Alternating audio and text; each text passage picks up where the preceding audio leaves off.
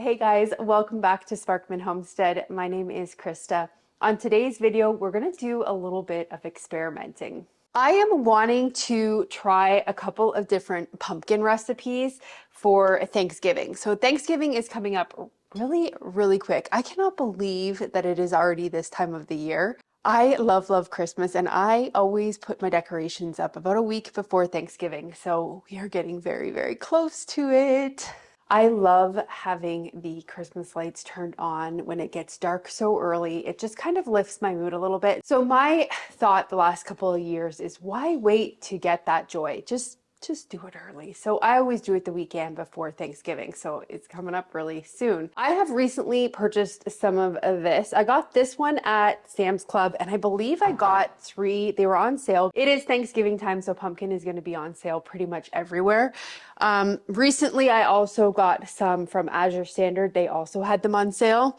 Unfortunately, I did not grow any pumpkins this year. My garden just did not do very well with pumpkins. Actually, it did horrible. I didn't get any pumpkins. So I had to buy canned pumpkin this year, but it's okay. Not every year is going to be a huge garden success. And I've just accepted that, and I'm fine with it. So we bought canned pumpkin this year. So today we're going to experiment with 3 different pumpkin recipes. I need to grab my phone because all the recipes are on my phone.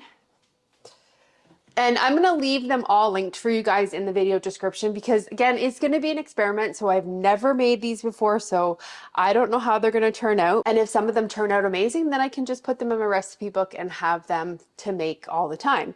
So today we're going to try to make 3 different ones. Recently, I am trying to reduce my refined sugar intake. So I'm trying not to eat a lot of just refined sugar. So I'm still eating honey, I'm still eating maple syrup, and I am still sometimes eating refined sugar. It is really difficult to remove it completely out of your diet. But the 3 recipes I found today, one has no refined sugar at all, and the other 2 have a very small amount of it. So the very first one we're going to attempt to do is a better than Starbucks pumpkin scone. I have tried to make scones in the past, and they have just turned out to be horrible. I'm back here grabbing another can because I think I'm actually going to need 2 cans of these big things. I am a firm believer on, if something doesn't work out the first time, do not give up. You honestly cannot be a gardener or a cook if you give up on the first attempt, because you would really get nothing done.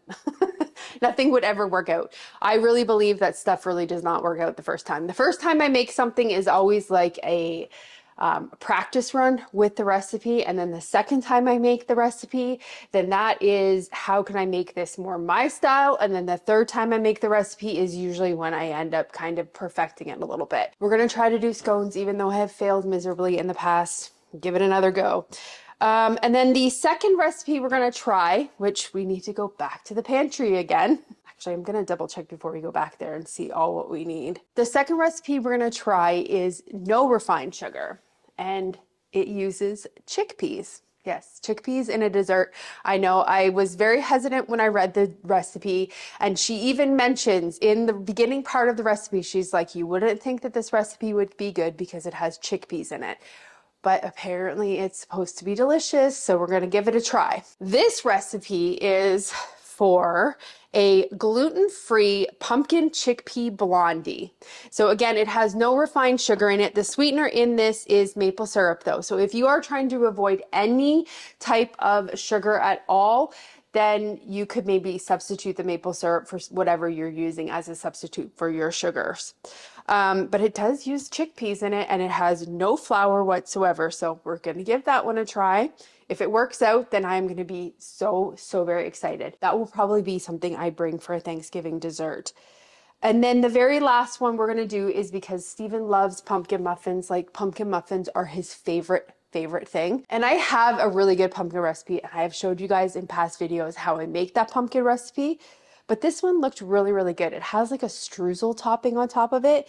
So we're going to try this one. Now this one does take refined sugar, and it does call for about 3/4 cup combined. Like, that's with the strudel topping and everything. So it is a little bit higher on the sugar end, but we're going to do it anyways because it looks really delicious. Okay, so I'm trying to decide which one we're gonna start with. Let me just take a look at the times and see the cooking times. The muffins take 20 minutes, but with my oven, they'll probably take 25. The blondies take 27 minutes. And the scones, those will probably be the longest ones. No, those are only 15 minutes.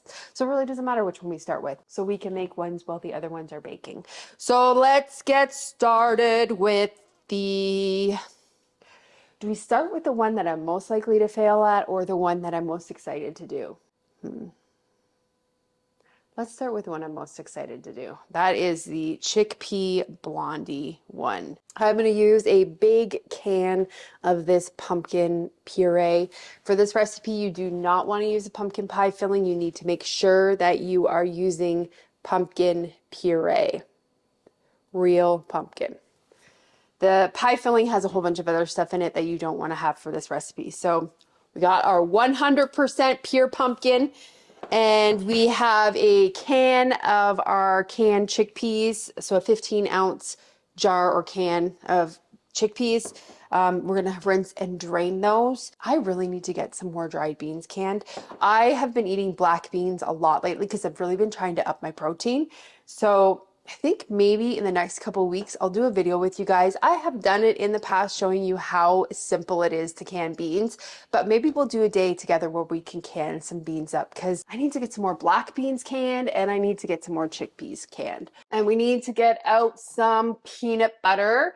Now the recipe says unsweetened creamy peanut butter. So we're going to use this stuff. I just picked it up from Azure. Now you need half a cup.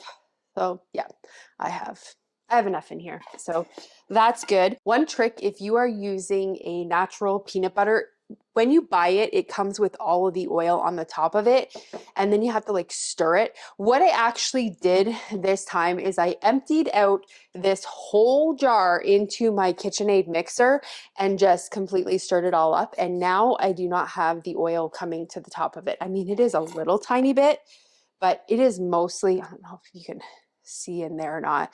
It's mostly all incorporated, so I don't have to worry about stirring it every time I go to use it. If you don't have a KitchenAid mixer, you can just use like a food processor. It'll do the exact same thing.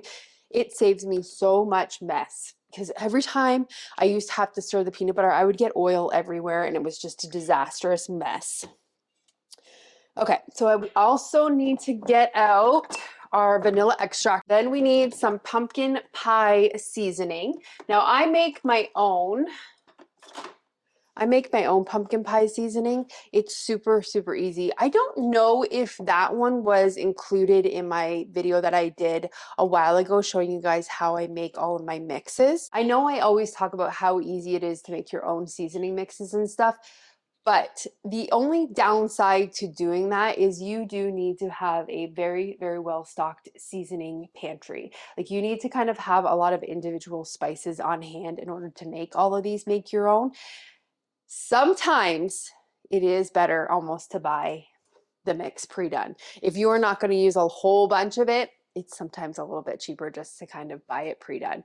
Just make sure when you're buying the pre-done stuff that it's not full of a whole bunch of other junk. Sometimes you can get like unnecessary fillers and sweeteners in there that do not need to be in there. So that is the one plus side to actually making your own, is that you can really control what ingredients are in it. Back in this cupboard, we need to get some baking powder and baking soda.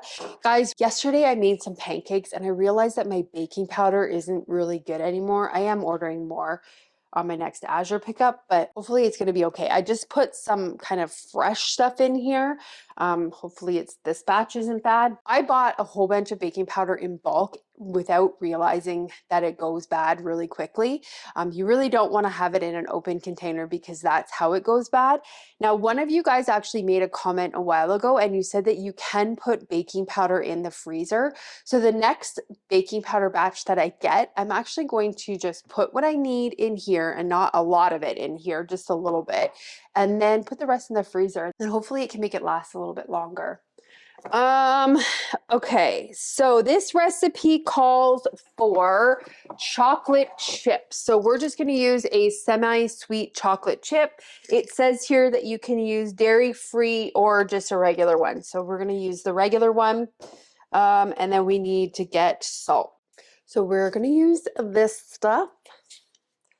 Just some real maple syrup. You do not want to use the fake stuff. I just actually recently found out a while ago that the stuff that you get in the grocery store that's not like real maple syrup is actually just corn syrup flavored with a maple extract. That is not maple syrup. I know a lot of you have commented, where are you from? Your accent sounds like it's not from Kentucky. I am not originally from Kentucky. I am originally from Canada. So you probably pick that up in some words I say, like out and about. I purposely try to actually avoid saying them on a lot of my videos because a lot of people are like, wait a minute, that's not Kentucky. But I am originally from Canada. So I know maple syrup, and trust me, you want to use the real stuff in this. You do not want to use that corn syrup maple extract stuff. It's not going to work, and it doesn't taste good. But that's just coming from a Canadian who knows maple syrup. We're going to get started by preheating our oven to 350, and then we also need to get out a baking dish. So the recipe calls for an 8x8 baking dish. This is just a Pyrex cake pan, and it is a 8x8x2. So we're just going to use this one. I don't know if you guys have noticed, but I am definitely obsessed with vintage Pyrex. I love it. There is nothing better than cooking with dishes that have fun, beautiful designs on them. It says we actually need to use a food processor for this, and my food processor is buried in here. Oh, this is just kind of my drawer that I keep all my essential stuff in. That is nearly impossible to get anything out of. It's like a workout trying to get anything out of here. I really kind of need to reassess my kitchen, but that is not today's project, not this month's project, and probably, to be honest, not even this year's project. We'll do that next year. I'm assuming that this attachment is going to be what we need. It doesn't say, it just says food processor. So we'll just do that. If you don't have a food processor, I'm guessing you could probably even use a blender for this. The Vitamix would probably work really well. Okay, the first thing that we're going to do is just open up our chickpeas, and we're going to get these rinsed and drained.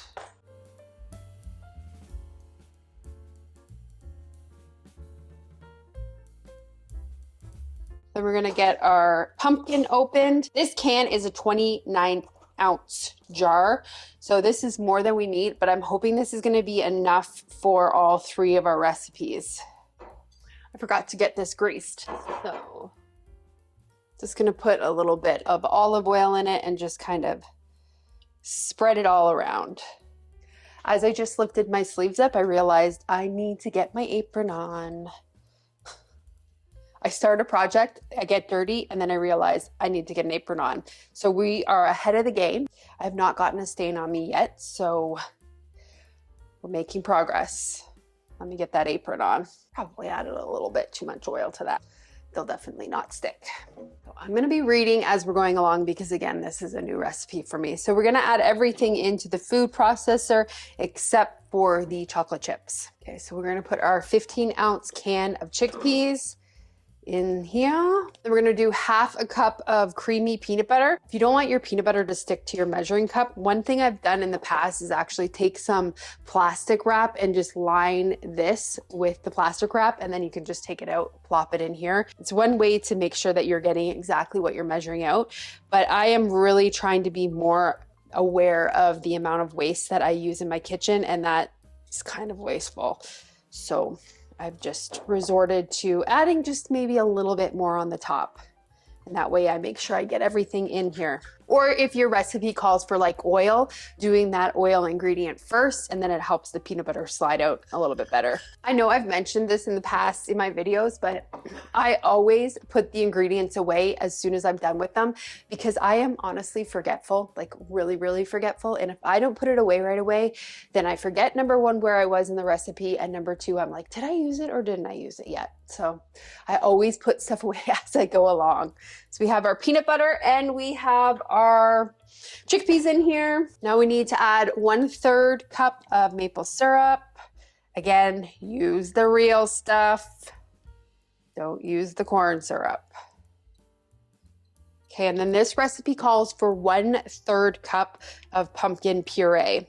1/3 cup doesn't seem like a lot. Doesn't seem like that would be enough to get the pumpkin flavor, but I had said earlier, whenever I'm making a recipe for the very first time, I make sure that I'm following the recipe to the T because I want to give it a chance to see how those flavors work together. So we're going to honor the recipe and only put in 1/3, even though my heart is telling me that we need to put at least 1/2 in there. We'll just do the 1/3. Okay, and then 2 teaspoons of vanilla extract. This I can't. I gotta just pour with my heart. Okay, that's about 2 teaspoons. Okay, and then 1/2 teaspoon of salt. I've had a lot of you guys actually ask me where I got my wooden teaspoons from. I actually got these at Hobby Lobby a couple years ago. This is my second batch because they do, I don't know if this one's, yeah, you can kind of see it on here. They do kind of crack really easily. But Hobby Lobby, I believe, has these back in stock. So I'm gonna actually go and see if I can find another set because I love these. The only thing I don't really use a lot with them is like liquid stuff because they do, I don't know if you can see on this one, it stains it a little bit. So I try not to use like wet ingredients with them. I kind of just use these as my dry ingredient ones. And then I keep my stainless steel ones for my wet ingredients. Okay, so we need a 1/4 teaspoon of both baking powder and baking soda. I have to use one of these things with it because mine are clumpy and then I end up with huge clumps of it in there. So I always use this little thing. I just got this at the Dollar Tree. Oh, and the recipe does say that you can use a coconut oil for coating your pan as well, but we just use the olive oil. And then we need 1 teaspoon of our pumpkin pie spice. I think I might have to do a kitchen clean out sooner than later. I went to put my pumpkin pie spice back and realized that this bag, which is like a cinnamon sugar mix, I don't know if the camera is going to pick it up, but it leaked all in there. So we're going to have to clean that up at some point, but again, not today. We're going to get the lid on the food processor and then we are going to process this until it is smooth. I'm just going to stop it for a minute and just scrape down the sides to make sure everything's getting evenly incorporated. That looks pretty smooth. So we're gonna add in our 1/3 cup of chocolate chips to this. It says 1/3 cup, my 1/3 is dirty, so I'm just gonna use my 1/4 and just kind of eyeball it. Okay, and then it says you just wanna fold these in. And then we're just gonna take our mixture and put it in here.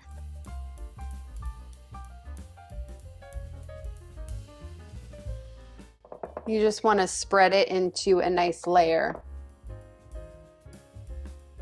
I'm going to tap it on the counter a little bit just to get any air bubbles out of it. And then it says to top it with 2 tablespoons of chocolate chips. Am I using more than 2 tablespoons? Most likely. That's okay. Try to get all this stuff off the edges so we don't have any burn. This is going to go in the oven for 27 minutes. It says for 27 minutes or until the center is set. So after 27 minutes, we'll give it a check. We'll give it a little bit of a shake test. And if it's still really like wobbly in the center, we'll probably leave it in for maybe about 30 to 35 minutes. I'm just gonna proactively set my timer for 30 minutes and just do the smell test. If I smell it before 30 minutes, we'll give it a check. Got the first round all cleaned up. I like to do the dishes as I go along because I do not like to have a dirty sink. Plus I need to make sure I have clean measuring cups for the next batch because I only have 1 set of measuring cups. I've decided not to procrastinate on that recipe and we're just going to try it. Have to admit, I'm very, very intimidated by doing this recipe because again, the first attempt I ever made making scones turned out as like a horrible gloopy mess. I think I actually videoed it and put it on like one of my pantry challenge videos. It was just a disaster. I ended up actually making a cake with it because it wasn't working. So fingers crossed this recipe actually works. Right, to get started, we have a large mixing bowl here. So we're gonna add 2 cups of an unbleached all-purpose flour, 1/2 cup of sugar. I'm just using a organic evaporated cane juice for this. But again, you can use any type of sugar substitute that you want in this. 1/2 teaspoon of salt, 2 teaspoons of baking powder, 1/2 teaspoon of baking soda, 2 teaspoons of cinnamon, 1 teaspoon of ground nutmeg, 1/2 teaspoon of ginger, and 1/4 teaspoon of ground cloves. If you do not have all of those individual spices, then you could probably just use a pumpkin pie spice, because that essentially is what a pumpkin spice is. Like, it's all of those things combined. So you could just use a pumpkin pie spice seasoning in this. I would probably use about 3.5 teaspoons of that in here. And we'll just stir this, make sure everything's incorporated. I'm actually gonna get my whisk to stir this because it gets incorporated a little bit better. This smells amazing. It smells like fall in a bowl. So excited to try this. I'm hoping these turn out. The other thing I got out was a baking pan with a silicone mat on here. If you don't have a silicone mat, you can just use some parchment paper on here. And you also want to preheat your oven to 425, but because we have our blondies in there, we can't quite preheat it right away. So we'll have to wait. Next up, we are going to use some coconut oil, and I'm just using this stuff, and it is solid, and the recipe actually says you need to have it in its solid form. The recipe does state that if your coconut oil is like a liquid, if it's gone soft, this happens with mine when it gets hot in my kitchen, but it does say just throw it in the fridge for a little bit until it gets hard, because you need to have it in its solid form for this recipe. So we're going to use 1/3 cup of a solid coconut oil. We'll add it to this bowl. And then it says to use a pastry blender and just blend it in until it gets to be a crumbly texture. If you do not have coconut oil, you could probably use a lard in this as well, or even a butter. It's just coconut oil is what the recipe recommends. I honestly don't know if you could use a shortening or not, because I don't cook with shortening, so I'm not sure, but I would assume that lard or butter would be a good replacement for that. Okay, so that is pretty good. It's incorporated. I'll show you guys. So it's got like a crumbly texture to it. So that should be good. We're gonna set that bowl aside, and then we have out a medium-sized bowl. We're gonna add 1/2 cup of pumpkin puree to this. And then we're gonna add a 1/4 cup of coconut milk to this. The recipe says to use a full fat coconut milk. Now, I was debating whether I wanted to use a coconut cream, because I thought that would be delicious, just a little extra creaminess. But I'm gonna, again, stick to the original recipe because we're doing it for the first time. This doesn't say full fat. When I shake it, I can hear that it is not solid. It says if the contents of your can of coconut milk are separated, be sure to stir it all together and then measure it out. We need to use 1/4 cup of it. And then we're gonna use 1 large egg. Look at the size of this egg. My chicken took the challenge of laying an egg and like maximize it. This thing is huge. Also has a very, very thin shell. Add it in there. Whisk this together.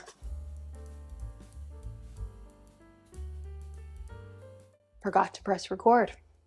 I tell you, sometimes my videos, they're a hit, and other times they're a miss. So we missed a little bit on this one. So I can't remember where it left off. I just looked up and realized the record button wasn't turned on. Our thing just dinged, so let's check these first, and then I will kind of go on from where I forgot. They actually smell like they might be done. Nope, they're not. You see how it's got a little bit of a jiggle with it still? We did 30 minutes, so I'm probably gonna put them in for probably like another 7 minutes. And then we'll check them. So where did I leave off? Who knows? I guess you guys will know. So I'm thinking that it left off with me adding the wet ingredients to the dry ingredients. So what you have to do is you have to mix it until it is just incorporated, and then you're going to pour it out onto the countertop with some flour. Make sure you have a clean countertop. And then what you want to do is you want to shape it into a square, and the square needs to be 1 inch tall by 7 by 7 inches. It says that the dough is going to be wet but not overly sticky. Mine is sticky, but like it's not really sticking to my hands. I think what I did last time when I screwed up was that I got very intimidated with how wet it was, that I didn't know that that's how scones were supposed to be, and I put too much flour, so I think they got dry. So now I'm gonna lean on the other side of it and just say that that's good. I don't wanna add too much flour. So we have our square. It's time to cut these now. So I have a little bit of flour here on a bench scraper. I'm just gonna use this to cut it. So we wanna take the square, and it says to cut the square in half. And then it says out of each half of the square, we're gonna make 6 triangles. So I'm just gonna try to like eyeball this. And then it says, take the triangles and put them onto your lined baking sheet.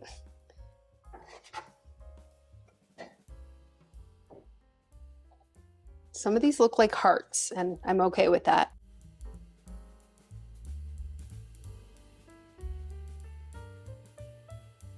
I love these bench scrapers. It makes cleanup so easy. So I just checked on those blondies again, and they were still really shaky in the center. So I actually increased my oven temperature to 375.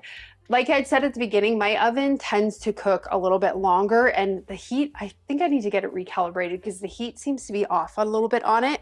So I put those back in at 375 for about another, it has 3 minutes left on it. I think I did another 7 minutes on it. I don't know why 7. It's just, that's the number I'm going with today. We have our scones sitting on here. We need to have that oven preheated to 325. So we're just gonna leave those scones sit there for a minute. We're gonna finish this project first with the blondies, get that oven preheated before we go and start our muffin, because I don't wanna have too many things sitting in the line waiting to go into the oven or sitting in the queue to go to the oven. So we're just gonna give it a minute. We'll come back once those are done, and then I will show you what they look like. I am excited. It smells really, really good. These scones look like they actually might work this time. This scone recipe also comes with icing to put on it. That's the other reason I wanted to get these scones done, is because they need to cool a little bit before we can put the icing on it. And I want to show you guys what they look like, and I want to do a taste test with you guys, because if some of these recipes turn out, I think that scone recipe and potentially these muffin recipes would be amazing to have on like Thanksgiving morning for like a brunch. Because pumpkin is on sale everywhere, I want to give you guys ideas of things that you can do and make when things are on sale. Save you some money, plus this would be great for Thanksgiving. I'm excited to show you guys these recipes. Well, I'm excited to try them myself too. Okay, so we'll be back once that comes out of the oven, and then we can move on to making the muffins. These are all done. I'll show you what they look like. They are a little bit cooked on the edges. Like, I don't know if you can see, it's kind of really cooked on the edges, but it is not shaking anymore. So I took them out. They took about 45 minutes in my oven. I got my oven preheated to 425 degrees. So we're gonna put these in for 15 minutes. She says in the recipe, bake for 15 minutes until puffed, lightly browned on the top, and she feels slightly silky in description. I don't know what she means by that, but she says, but how I really know is when they look a little bit dry when you peer into those little cracks. Okay. So we'll just look for them to be golden brown. I've never really had a recipe describe it that way. I love experimenting. You know what we're gonna do right now though, is we're gonna try these blondies because they're hot and out of the oven, and I just love that combination. I am a fan of the center of these things, but we'll just try the outside because I don't really wanna. You probably also shouldn't cut into them. You should probably let them cool completely so they set, but who can wait? Who can wait? Let's try them. They're pretty good. That pumpkin does come through on them. And you cannot taste chickpeas. Those chickpeas really act as like a flour. I really like these. These would actually taste really delicious with a little bit of that glaze that we're gonna make for the scones put on top of that. But I would definitely give this recipe a thumbs up. That is really, really good. So if you're looking for like a good gluten-free recipe, this one's good. That's what the inside looks like. So it looks a little bit raw still, but it'll firm up. I'm eating it way too early. Our timer went off. Let's see if we can see any cracks. Oh, need to take my glasses off. They always fog up every time I open up the oven. Okay, ooh. They smell delicious. Look at them. Okay, let's give them like a touch feel. I think they're done. Do they look silky in the cracks? Let's see. I think they do. I think they do. Yep, they look good. We have a wire cooling rack right here. We're just gonna put these on the cooling rack. This one might be a tad bit too big. That's okay. They smell delicious. So we're gonna let these guys cool down a little bit, and then once they're nice and cool, we'll come back and add the icing. So we're gonna get started on our very last recipe, which is the muffins. So we have our oven preheated to 350 degrees. I have my muffin tin here, and I'm just gonna get them lined. I know I've shown you guys these in the past. These are my favorite baking cups. They are not required. You can definitely grease your muffin tin. I just like them because it reduces the amount of cleaning I have to do. And plus it makes the muffins a little bit easier to take on the go because you can just take these. These are actually compostables as well. So when we're done with them, we can just throw them in the compost. So it's zero waste. It's just, you got to pay for them. I get them on Azure and I buy them when they're on sale, and I usually end up getting at least like 3 boxes of them when they're on sale, and it's an okay price. I'm okay with it for the amount of convenience that they give me. That all done, we'll set this aside. Also gonna grab my muffin scoop out. Okay, so we have a really big mixing bowl here. Okay, to our mixing bowl, we're gonna add 1.5 cups of a unbleached all-purpose flour, 2 teaspoons of baking powder, 1/2 teaspoon of salt, and 1 teaspoon of pumpkin pie seasoning. And we'll whisk this all together. Set that bowl aside and get out a medium-sized bowl. We're gonna use 1 cup of our pumpkin pie, or not pumpkin pie, sorry, pumpkin puree. Definitely not pumpkin pie. I think I just call it pumpkin pie because there's a picture of a pumpkin pie on it. And the one thing too about the Libby's is it has the pumpkin pie recipe on the back. So I have quite a bit of pumpkin left in here. I like having the leftover pumpkin in the fridge. What I can do with it is I can actually make some pumpkin lattes, especially because I have the leftover coconut milk as well.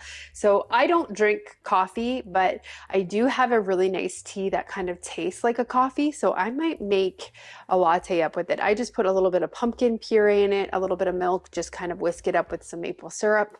It's delicious, delicious, delicious. So I can also make pumpkin pancakes with this.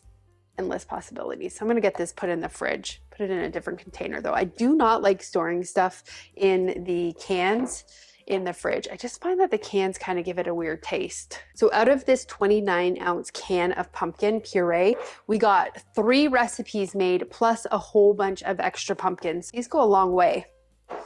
And that's why it's really good to get them when they're on sale. So you can make so many recipes with just 1 can. And you don't need to get the big Mama Jammer. I just got these because I think Sam's Club had these on sale. You got 3 in a package, and I think it was like under $7, which was really, really good for these big, huge cans. Okay, and then we're gonna add 2 eggs to this. Again, I always crack my eggs in a separate container. Not trying to waste a recipe with a bad egg. And then we're gonna use 2 tablespoons of avocado oil. The recipe actually calls for vegetable oil, but I do not use vegetable oil. All right, this is where our refined sugar comes in. This is just some brown sugar. I'm just using light brown sugar that I made. I know I've showed you guys in the past, but if you do not have brown sugar, you can actually just take a granulated sugar and add a little bit of molasses to it and just mix it together. And then that makes brown sugar. So it's quick and easy if you do not have brown sugar. So this is the only part where it's refined. You can definitely buy like a brown sugar substitute, like I believe like, I don't know if stevia makes like a brown sugar replacement. Anyways, you can replace it with a different sweetener. Maple syrup might be really delicious in this as well. So we're gonna add 1/2 cup of brown sugar to that, and then 1 teaspoon of vanilla. And let's whisk this up. And then we're just gonna add this over top of our dry ingredients and then stir until everything is just incorporated. It says to fill the muffin tins up 3/4 of the way full.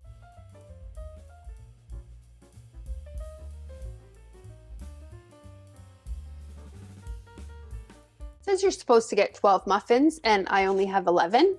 So I have clearly filled some of mine a little bit too full. So I'm just gonna try to even them out just a little bit more and we'll just settle at 11. I'll just fill the extra cup with some water.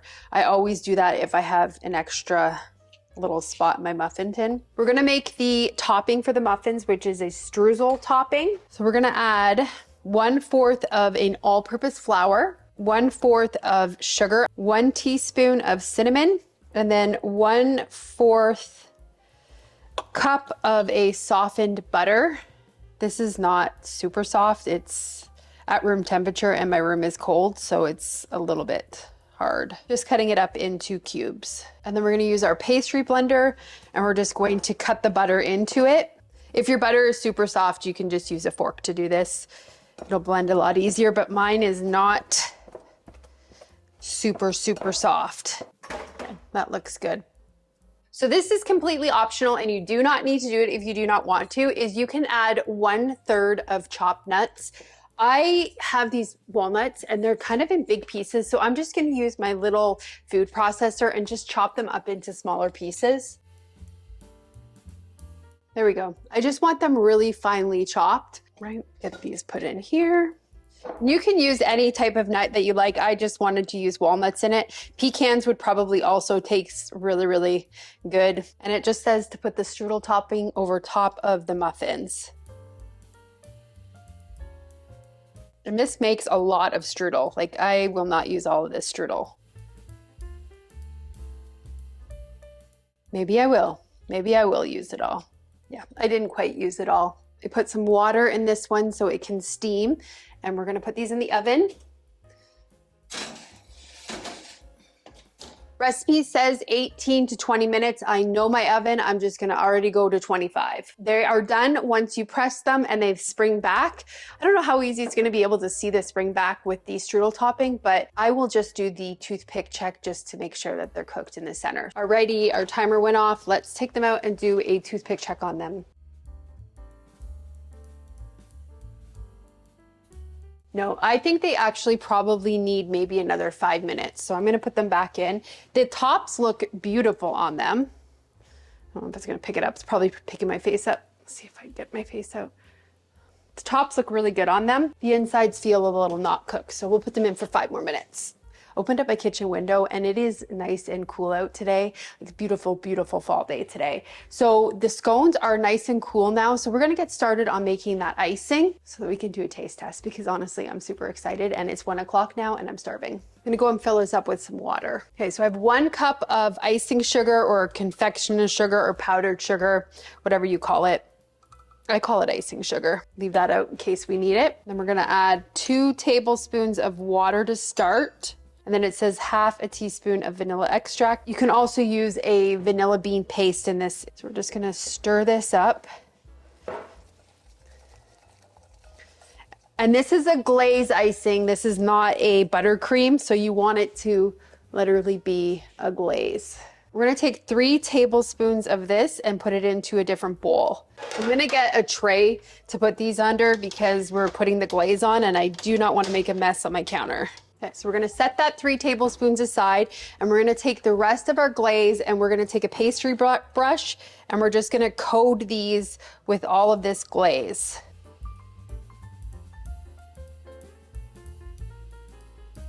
Look at this one. Turns out like a heart. Love it. Timer just went off, so I wanna double check these muffins. They're still, I'm just gonna pick it up. They're still coming out a little bit. I'm gonna do another 5 minutes. I really need to get my oven recalibrated. It's so off. I think it's off by at least 25 degrees. Okay, so we have our 3 tablespoons of the vanilla glaze that we just made. So now what we're gonna do is make a cinnamon glaze with it. So we have our reserved 3 tablespoons of vanilla glaze. And what we're gonna do now is we're gonna make a cinnamon glaze with this. So we're gonna take a 1/4 teaspoon of cinnamon, 1/4 teaspoon of turmeric. And we're gonna mix this together. Stir it until it's all combined. The recipe recommends putting it in a bag, cutting the bottom tip off, and just like putting it all on there. I'm trying to save a bag. I don't need to make that additional mess. I'm gonna do it the easy way. I'm just gonna use my fork. They may not look completely like restaurant worthy, but that's okay. And so you're just gonna take the cinnamon glaze and just put it on top like that.